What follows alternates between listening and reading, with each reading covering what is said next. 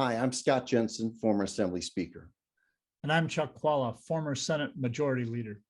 And we're the insiders. Well, we've got the governor's State of the State speech coming up in an election year. There's almost always something important in that. Chuck, what do you think the governor's going to say in his State of the State speech? Well, I think he's going to be citing the good things that have happened over the course of his administration, dealing with the challenges of COVID. And I think you'll be starting to see that in the rearview mirror at the time of the speech. I think that you're going to hear him talk about addressing issues like the economy, which has gone quite well, doing a variety of things to stabilize the economy and make it through these very tough COVID times.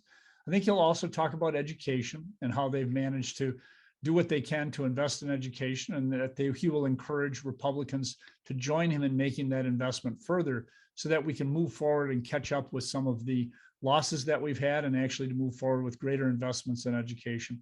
So I think you'll hear education, you'll hear economy, you'll hear COVID, but you'll also hear some other themes that he's taken on, expanding broadband, doing other things for rural Wisconsin, things that he's done for agriculture. You'll probably hear a laundry list of great things that have been undertaken. And because the federal government gave money to the governor that he could spend independently of Republicans, he'll actually be able to talk about quite a bit in terms of his accomplishments. So I think that I generally agree with you there, Chuck. I do think the governor's going to essentially take credit for all the good things the Republicans put on his desk. Tight budgets and budget surpluses, tax cuts, the broadband, increased road spending. He's going to take credit for all that stuff. No doubt. It is an election year. He signed the bills, so he gets to take credit for them. I think then he will turn around and scold the legislature, having just taken credit for what they did.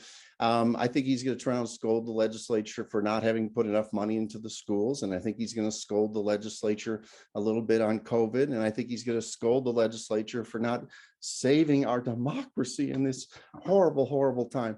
So I think that's what we're going to see. Is you're going to see half of it is sort of a traditional State of the State speech where you're saying this is what we all accomplished together. And the other half of it will be a foreshadowing of the governor's campaign themes for this fall.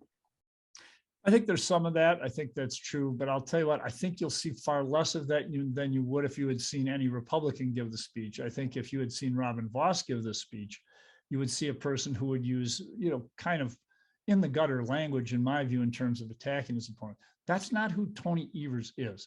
And frankly, some people, I think, look at him and say, actually, he brings a certain calm to the process that they actually respect and like. I don't know I know that we're very divided right now, but I don't know that anyone on either side likes the rhetoric. Maybe a few people do, perhaps those engaged in it, maybe the partisans, maybe people like us who have been leaders where inflamed rhetoric can be helpful. But I think for the most part, I think people are tired of that. And I think that Evers is actually a good person and well-positioned to take kind of that more moderate tone. So I will think that, I think Scott and I agree on an awful lot of this. I think he will be a little less scolding, I think, in his remarks.